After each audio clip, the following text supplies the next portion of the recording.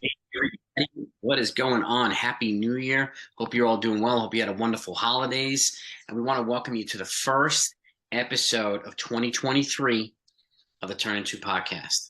With myself and Hillel from Backstage Baseball. I want to thank you for coming on and thank you for your support of both of our channels. We're looking forward to having a big year this year, just like we hope for you too. So Hillel, thanks for joining today. Hope you're all doing well. How was your holidays? Yeah, definitely. It was all exciting. Definitely so excited to bring in the 2023 new year, especially for the Tuning 2 podcast. We started off in the middle of the season in 2022, had a phenomenal year, and look forward to continuing growing.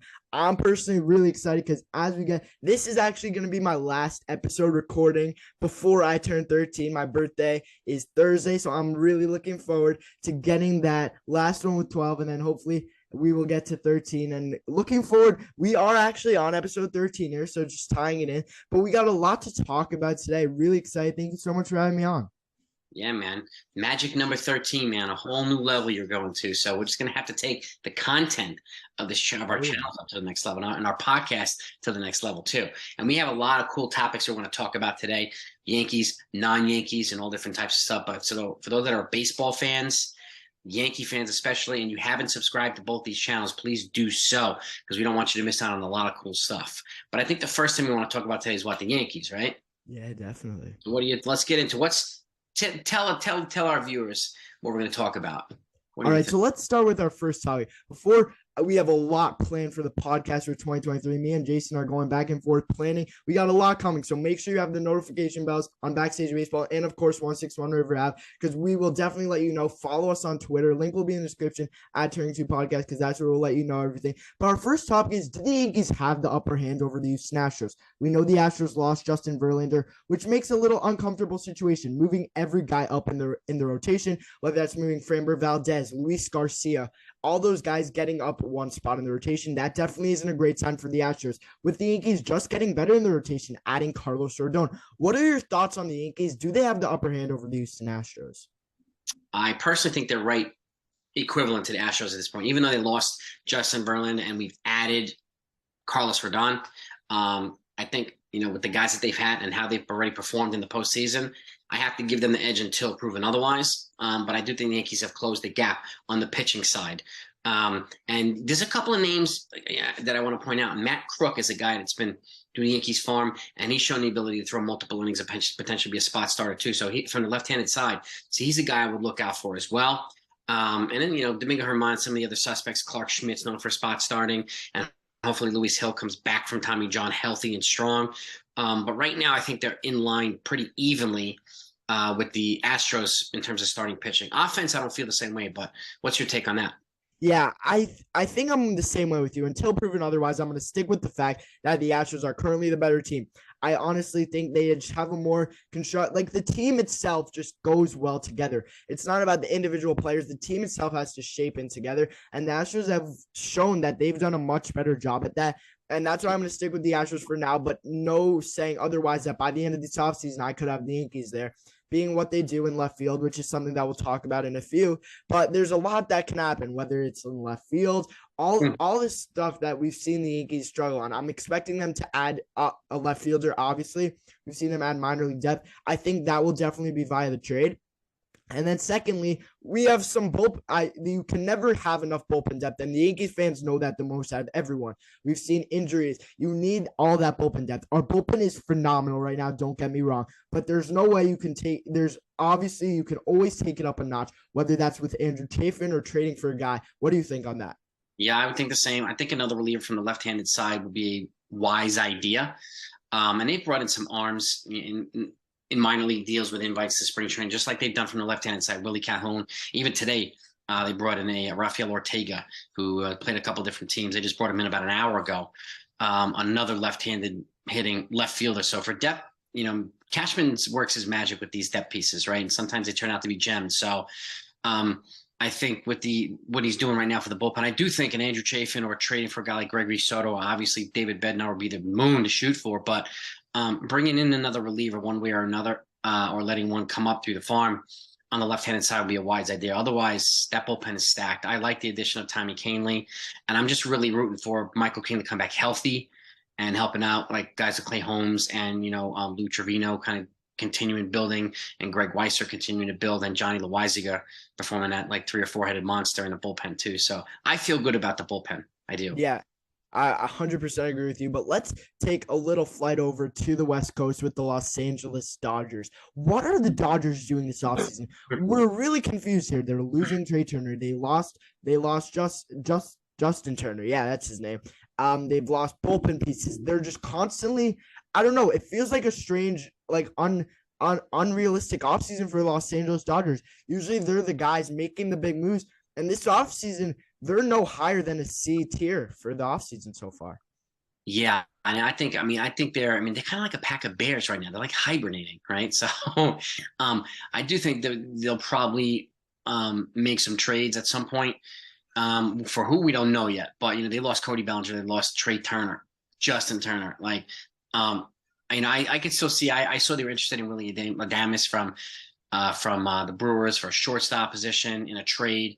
But I personally think they're just getting under the threshold again and waiting to take a big strike right for Shohei Ohtani. And that's what I think they're going to go for in this next offseason. So I think that's going to be the big move they're trying to position themselves for. Could be. Definitely would be interesting to see Dodgers getting Ohtani. That would just like I can't even imagine bearing out a lineup with Freeman, Betts, and Ohtani at the top. That's just ridiculous. Yeah. That's crazy to think about. But yeah, they currently are in, as you said, hibernating, I guess you can say. But the Dodgers, knowing them, they're not going to go down having an offseason like this. They're going to find something to do, whether that's making that big trade for Bryan Reynolds, which I would not be shocked to see the Dodgers do, being that they have Bobby Miller, who the Pirates do have their eye on. So I would not be shocked to see that trade, and maybe that's what the Dodgers are taking so much time on. Or maybe it's another trade. What do you think? Well, and to your point too, they have enough guys at the farm to, like they've already said, we were perfectly willing to play Gavin Lux at shortstop and let Trey Turner walk. They have depth enough in the farm to let guys play positions that are not being occupied right now, and guys on top of that to make trades. So Bryan Reynolds seems like a logical fit for them as well. They can make moves for somebody like Andres Munoz, a good top reliever from Seattle, or somebody out of nowhere, right? At one of those Arizona outfields. Even though they're in division, it might be a little bit tougher. But I could still see them making a couple trades. I think shortstop will be an area where there would probably be a trade. Starting pitching, they seem pretty good, but you never know with the Dodgers. They just come out of nowhere and get guys. So that's the mystique and magic of and how good they are. So they're just a great run team one way or another, all around the board. Talking about a team that comes out of nowhere and getting guys, the Texas Rangers have had a phenomenal offseason, adding Evaldi, adding DeGrom, adding Odorizzi, adding Heaney, building to a rotation with Martin Perez. This is just a phenomenal rotation right now, and adding to the offense with Corey Seager, with Marcus Semien. Yet alone, this team definitely has a lot. This team, they're in the AL West. They have competition, but they definitely are able to go out and compete with the Mariners and the Astros. And I really, really am intrigued with what the Texas Rangers have done. Yeah, I am as well. And they got John Gray over there too. They got 6 guys to frontline a rotation. So, last year they looked like they focused on offense. This year they focused on pitching. So positioning themselves again. And then, them and the Anaheim Angels are being pretty aggressive this offseason. Mm-hmm. So one of them is obviously trying to close the gap to the Houston Astros, just like the Yankees are. So, and honestly, that's what they have to do at this point. They've got to spend, and they've shown a willingness to spend. They have a new stadium there too in Texas. So, I could see them. I don't think they're done yet, to be honest with you. Big, sexy moves, not at this point. There's nobody left, but I could still see them making a significant trade, and they have the pieces to get them. So, but because at this point, they've gone this far, I don't think they're going to stop in their efforts to kind of try to become the kings of the AL West at some point. So, I give them a lot of credit for doing what they're doing. Yeah. Surrounding the teams with a lot of good players. Definitely doing everything that they need to get up to the AL West king. Battling the Astros, battling the Mariners, both phenomenal teams, and having the Angels right on their tail. But definitely something. It's going to be an exciting race for the AL West. You're going to have 4 teams competing in the West. You're going to have 4 teams competing in the East. You'll probably have 3 teams competing in the Central, and then take a look in the NL. In the NL East, you're going to have 3 teams really going at it. That's going to be an exciting race with the Phillies, the Braves, and the Mets. And then obviously the NL Central, being that that's the weakest division, is phenomenal because we're going to get into talking about the Cubs in our next topic, which I'm really excited to talk about. But they had a phenomenal offseason as well. But they're joined with the Brewers, joined with the Cardinals. That's three great competitive teams there. And even in the NL West, you have the Dodgers, the Padres, and the Giants. But yet alone, the Diamondbacks have had a really quietly great offseason as well. Making some key trades, and one of our topics at the end, we'll kind of talk about this a little, but I don't want to spoil it yet, so we'll get to that. But first, I want to ask you about the Cubs. Do you think they're a dark horse World Series pick?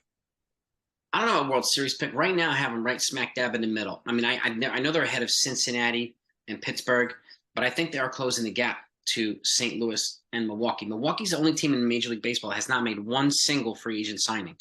They haven't spent any money this offseason. So I think the Cubs, and let's just bring in, they brought in Cody Bellinger, Dansby Swanson, Brad Boxberger for the bullpen. You got Jamison Town and Drew Smiley for the rotation. So, and Tucker Barnhart to replace Wilson Contreras at the catcher. So they've added 6, veteran players all across the board. And so they've gotten markedly better, in my opinion. Now, you never know. If they make the playoffs and it looks a heck of a lot better, the odds look a heck of a lot better this year than they did last year about them making the playoffs. So, and as well as I do, if they make the playoffs, anything's possible. So would I be surprised if they kind of ran the table on a couple teams in the playoffs?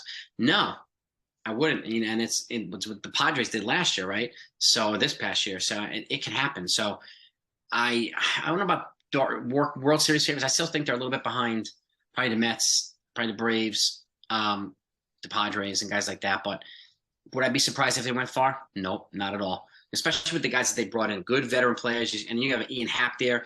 You already have Kyle Hendricks for the rotation, so they have enough pieces to make a nice run, I think. So, what's your take on that? Do you think the Cubs are a great fan? They have a great fan base. Their stadium's phenomenal. I had the pleasure of visiting it this past summer, and I have to say, as hot as it was there, it was one of the most incredible experiences just witnessing everything out in Chicago. And it was a great, you see all the fans, even though they're not a great team, the fans are devoted. So for baseball, it would be awesome if the Cubs can make a playoff run. And if they're involved, it's so much better for the team, so much better for baseball. They just got their own network. So definitely better for the team. If they become competitive, that's definitely something excited to see. But shifting back to the offseason where we are currently, before jumping all the way to next October, let's talk about what do you think the next big move in baseball is going to be? The next big move in baseball, I think it's probably going to be a trade for either Bryan Reynolds or Corbin Burnes from the Brewers. They're taking calls on him now, Burnes, the Brewers. But again, it's going to cost a monumental haul, just like it will for Bryan Reynolds. But and those two guys represent blockbuster trades, in my opinion. Whether they're attached to other players or not, that's a huge piece to get for any team. And I think those two guys represent, if any move is going to be the next big one, it's probably one of those guys.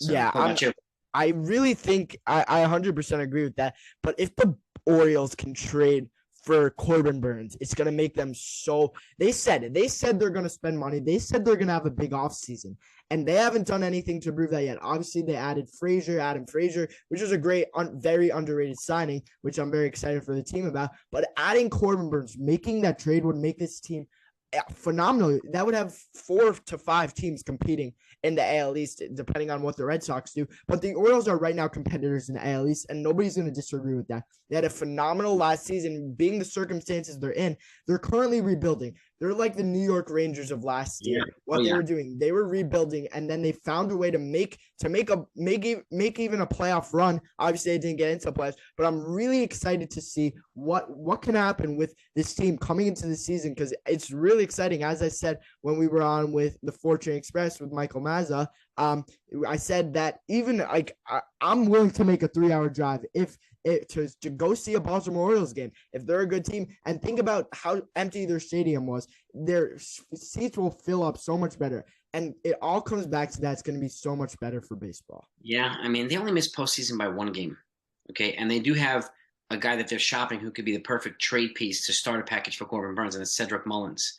And that's as good of a guy to give as part of a trade for Corbin Burnes. So I could see them putting something together. It would probably cost more than Mullins to get Burnes, but whatever at this point. I mean, you can bring in a frontline ace like that to add to John Means and the rest of those guys they've got there. You're talking you're making some good progress there, and they've got prospects to replace Mullins too. So that I could definitely see. That's an intriguing trade, really intriguing. Yeah, they worry me one way or another. They give the Yankees fits this year a little bit, so they played them a little bit better than I thought they would. But the Yankees used to tee off on them, but not in the last 2 years. They've gotten more competitive against the Yankees. So I really hope they don't get Corbin Burns, but if they do, I wouldn't be surprised. Look, definitely would be better for baseball. Obviously, worse for the Oh Yankees. yeah. But let's talk about something. This has been 3 out of our 6 topics today. And when I was writing up our script, I was very intrigued because Sunday night I turned on the TV to watch a movie with my family, and they were all ripping me up that I haven't watched the movie Moneyball yet. And it was such a great movie. I'm happy that they pushed me to watch it. Very, very good movie. If anyone hasn't watched it and you're a big baseball fan, definitely highly encourage you. But the game of baseball has quickly shifted back to that game of Moneyball. And it kind of ties in. We were talking about the Cubs, we were talking about the Rangers, we were talking about the Orioles. All these teams have recently taken their approach of Moneyball and then shifted back. Teams like the A's are doing that. Teams like the White Sox have just shifted to doing that. The Rays are famously known for doing that. The Boston Red Sox seem to be taking that approach again. What are your thoughts? Well, number one is a great movie. First of all, I love that they casted Brad Pitt too and Jonah Hill. I love they casted the guys for the movie. A perfect fits. But you're right. It was the first time being introduced to a dramatic shift in philosophy when it comes to baseball, right? Analytics, and particularly OPS, motivating guys to walk, right, and get on base. And we've talked about this with the Yankees too, right? Getting on base, getting in a position where you can manufacture runs. This is something we talked about a lot with the Yankees, and not having a lot of guys who do that.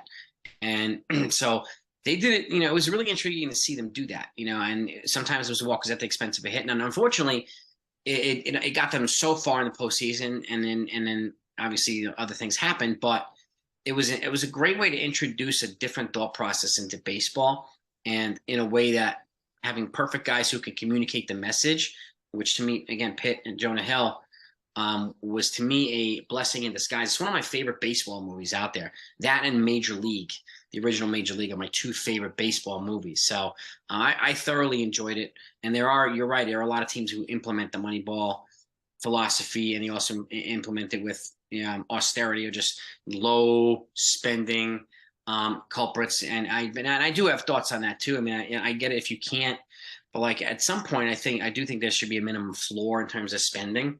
Whereas teams, if they're not going to spend, they shouldn't be getting revenue sharing from teams that do spend. So I don't think it's fair if they're just going to pocket the money. But it was a way of A's being creative in ways that trade for trade, move this guy, and just that trade deadline conversation that he had with like 5 different GMs was like the coolest scene in the whole movie. And Michelson, Eckerson, Donaldson, you don't even know who I'm talking. You don't even like him. That conversation was perfect in that movie. So, but again, a way of introducing a whole different thought process to baseball. So I loved it. I loved it. Yeah, definitely a great movie, but that is going to wrap it up. If you guys, we want to hear your opinions on Moneyball. Let us know in the comments. Let us know what you think. We'll get involved there. Definitely looking forward to bringing you an awesome 2023 with content for Turning 2 and a lot coming. Make sure you're subscribed to 161 River Ave. Jason, you want to wrap up the show? We want to thank you all for coming on. We're going to have more episodes in Turning 2. We're going to be doing some other things as well this season, particularly when the season actually starts. And but keep an eye on breaking news and other things from both of us, because we put it out on a regular basis. We want to make sure that you're all informed on everything when it comes to the Yankees, and even not the Yankees sometimes, but want to make sure that you're in the loop on everything Yankees. And whether, again, it doesn't always have to be big news. It could be small news as well. The small moves add up over time. So now that they've gotten this new guy, Brian Sabean, who they brought in today or yesterday, it's going to amplify the Cashman's ability to do some things, because they brought in a right-hand man to complement him. So somebody who can help maybe push Cashman over the line, and do some things that he doesn't want to do. This guy was instrumental in the development and the drafting of the core 4 or the core 5. I'd like to include Bernie Williams. He's also took the Giants as a GM to 3 World Series championships. So they're bringing in a whole new guy with similar principles as a Billy Beane, but in a little bit of a different way. So, I think Billy Beane would have been a great guy to compliment Cashman. Talking about Moneyball, Sabian's another great guy too. So, but it's stuff like this that Hillel and I like to talk about as well, and not only what other folks are talking about. So we like to bring different perspectives on our channel. So If you haven't subscribed to our channels, we really, really hope that you do. And it just shows that us that you value the content. And we're motivated to continue to put out more for you on a regular basis. So please do that, and please hit the like button. That's all we ask, and we'll make sure that you are getting all the information that you need and you like. But Yeah, thank you. thank you guys so much for watching. This has been episode 13, and we'll see you next time.